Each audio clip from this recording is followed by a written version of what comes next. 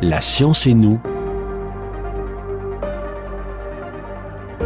Une émission proposée par Sylvie Vauclair.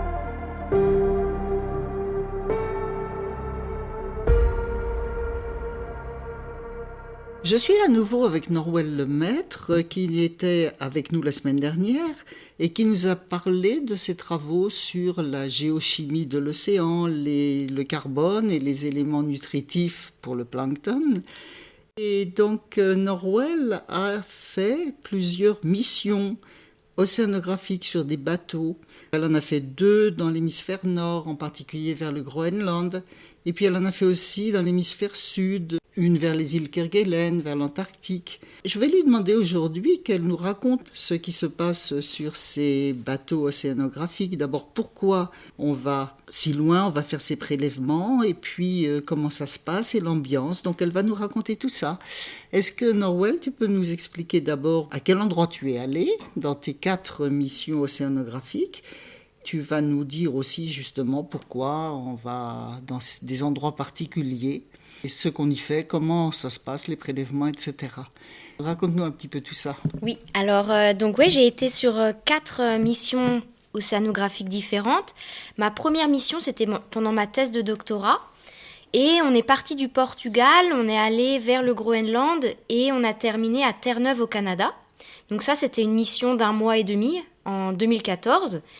Après, pendant ma thèse que j'ai fait... Attends, excuse-moi de t'interrompre, c'était sur un type de bateau particulier, là? C'est toujours les mêmes bateaux ou c'est des bateaux différents? Alors, c'est à chaque fois, c'est sur des bateaux différents. Donc, cette première mission en Atlantique Nord, entre le Portugal et le Groenland, qui a fini à Terre-Neuve au Canada, c'était un bateau de l'Ifremer qui s'appelle le Pourquoi pas, qui est un des plus gros bateaux de la flotte océanographique française. Donc ça, c'est la première mission que j'ai faite qui était pendant ma thèse. Ma deuxième mission, elle était plus courte. C'était entre la rivière de l'Escaut en Belgique et la côte belge de la mer du Nord, donc au large de Ostende. Là, c'était sur un petit bateau plus côtier de la flotte belge. La troisième mission que j'ai pu faire, c'était entre la Patagonie et l'Afrique du Sud, donc dans les océans Atlantiques vraiment sud, où là c'était 1 mois sur un bateau russe, donc avec différentes nationalités à bord. Et la dernière mission qui était en 2021, c'était sur un bateau qui s'appelle le Marion Dufresne, qui est un bateau assez connu. Pourquoi ? Parce qu'il rapatrie les îles françaises comme les îles Kerguelen par exemple.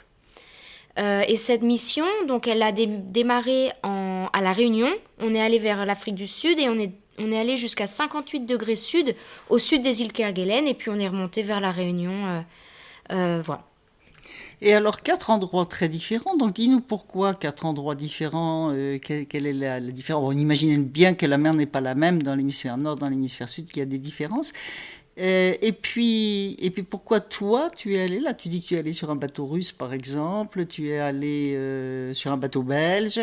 Donc comment tout ça se passe, la préparation des missions? Pourquoi cette mission-là et qu'est-ce que tu y fais?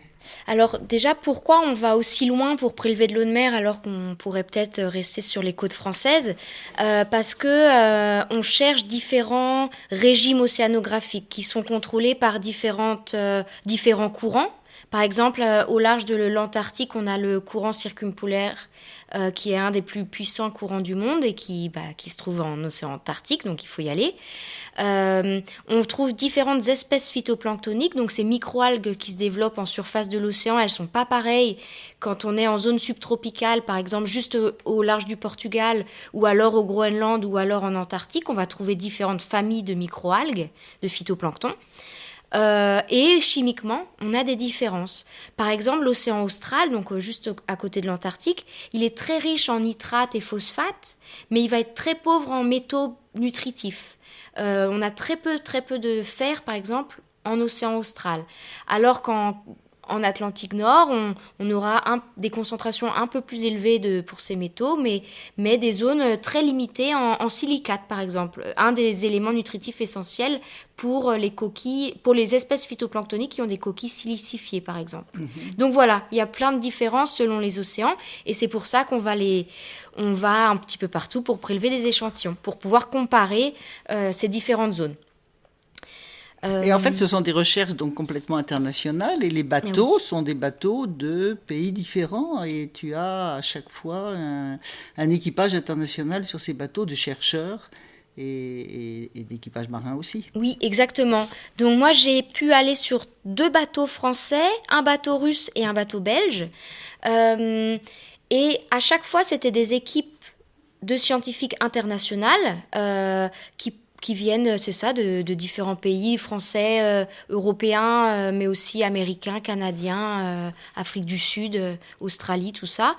Et comment on va sur ces projets? En fait, on est abordé au début, avant que le projet même soit financé, pour pouvoir collaborer avec les gens qui organisent la mission.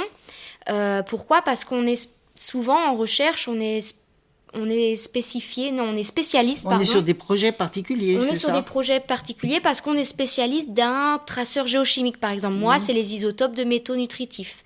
Et ben en France, on est très peu à pouvoir le faire. Donc, les gens m'appellent pour pouvoir le faire. Et chacun a sa spécialité qui va être essentielle pour raconter une histoire commune de la mission océanographique, ouais. Donc en fait, on fait des relevés pour faire des sortes de, je sais pas, de cartes chimiques des océans pour ensuite comprendre comment tout ça se passe, comment se passent les transports aussi, j'imagine, les courants et tout ça, l'évolution. Exactement. Ouais. Alors ces cartes chimiques, elles sont assez récentes. Ça a démarré dans les années 2010, je pense. Et on commence aujourd'hui à comprendre ce qui se passe dans les océans. Mais l'océan Indien que j'ai été visiter via cette dernière mission océanographique, par exemple, c'est un des océans les moins connus au monde aujourd'hui.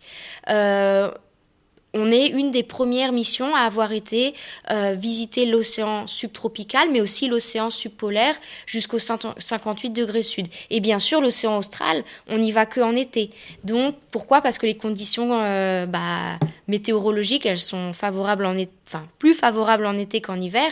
Et du coup, on a encore une inconnue de ce qui se passe là-bas en hiver. C'est aussi quelque chose, oui. Justement, est-ce que ça évolue au cours du temps? Parce que c'est pas seulement une carte statique, disons, oui. D'un endroit donné, la composition chimique peut-être évolue au cours du temps, et ça dépend de paramètres, j'imagine, comme la température, la densité, je sais pas, enfin, d'eau, et les liens aussi, à nouveau, avec l'atmosphère, non? Oui, exactement, et avec la biologie aussi. C'est comme sur Terre, au printemps, on voit les fleurs et les arbres devenir plus verts, bourgeonner et tout. Dans la mer, c'est exactement pareil. Quand les conditions climatiques sont plus favorables au phytoplancton pour se développer, souvent quand il fait un peu plus chaud, quand il y a moins de tempêtes et que la couche de surface elle est plus tranquille, plus stable, alors le phytoplancton est dans des conditions favorables pour se développer. Ça, souvent, c'est au printemps ou en été. En hiver, c'est ce qu'on appelle ces blooms phytoplanctoniques qui sont plus rares parce que ils sont dans des conditions plus difficiles pour grandir. Et s'il y a plus de phytoplancton, ça capte plus le carbone, non? Oui, exactement. Donc c'est important d'avoir du phytoplancton, c'est bien ça? C'est ça, exactement. Donc le phytoplancton, il va via la photosynthèse capter le CO2 atmosphérique, ce qui va avoir un impact sur le climat. Et en fait, aujourd'hui, on sait que l'océan capte un quart du CO2 que l'homme émet sur Terre. Donc c'est énorme. Sans océan, sans biologie dans l'océan, on aurait un climat beaucoup, beaucoup plus réchauffé aujourd'hui, oui. Et alors, l'ambiance sur ces bateaux, c'est comment? Oui, alors comme je vous disais, c'est international, donc c'est super intéressant. On mélange des cultures différentes, mais aussi des spécialités scientifiques différentes. Des gens vont être beaucoup plus biologistes, beaucoup plus géologistes, beaucoup plus chimistes, et on peut parler de nos différentes recherches comme ça, et ça apporte beaucoup au niveau humain, mais au niveau scientifique aussi. Par exemple, la dernière mission, entre la Réunion et les îles Kerguelen, j'ai partagé ma chambre avec Elena qui était allemande. Et du coup, on se partageait des mots chacun dans sa langue pour que ce soit plus sympa. Voilà, donc moi j'ai appris quelques mots en allemand, elle a appris quelques mots en français. Et c'est souvent des bonnes ambiances, oui. En tout cas, moi j'ai toujours eu des missions en mer avec d'excellentes ambiance à bord. C'est important parce que 124 jours en mer, c'est pas rien quand même. Donc c'est important qu'il y ait une bonne ambiance. Et alors, les difficultés sur l'océan, les tempêtes et tout ça, tu as eu des grosses tempêtes ? Oui, alors sur cette dernière mission, par exemple, on a traversé de jolies tempêtes. La plus grosse qu'on a eu jusqu'à 90 nœuds de vent, ça fait à peu près 170 km/h. Et on a traversé une zone où on a vu la plus grosse vague qui était de 22 mètres entre le bas et le haut. 22 mètres, ça fait un petit immeuble, et notre bateau, il fait 17 mètres de haut. Donc la vague était plus grande que le bateau. Et ça, c'était très impressionnant à voir. Oui. J'imagine que vous étiez tous dedans, ou est-ce que vous étiez sur le pont ? Non. On ne peut pas être sur le pont dans ces cas-là. Donc, et pas trop de mal de mer Alors c'est ça, quand il y a des tempêtes, on a interdiction de sortir sur le pont pour raison de sécurité. Donc on est tous à l'intérieur, on peut aller à la passerelle, regarder ce qui se passe, ou rester dans notre cabine, où on veut. Et au niveau du mal de mer, moi j'ai de la chance de ne pas être malade. J'ai des petites appréhensions le premier jour peut-être, mais après ça part. Mais c'est pas facile pour tout le monde, oui. Ça arrive que les gens soient plus ou moins malades. Après cette tempête dont je vous parlais juste avant, elle a eu lieu après 1 mois de mission peut-être. Donc on était déjà bien amarinés et on était plus contents de pouvoir voir les éléments déchaînés que apeurés ou malades dans nos cabines. Ouais. Faut souffrir pour faire de la recherche. Heureusement, il y a la passion derrière. Et je crois que là, la passion, elle y est vraiment. Donc, merci Nolwenn pour toutes ces informations et bonne continuation dans tes recherches. Au revoir. Merci beaucoup à vous aussi. Au revoir.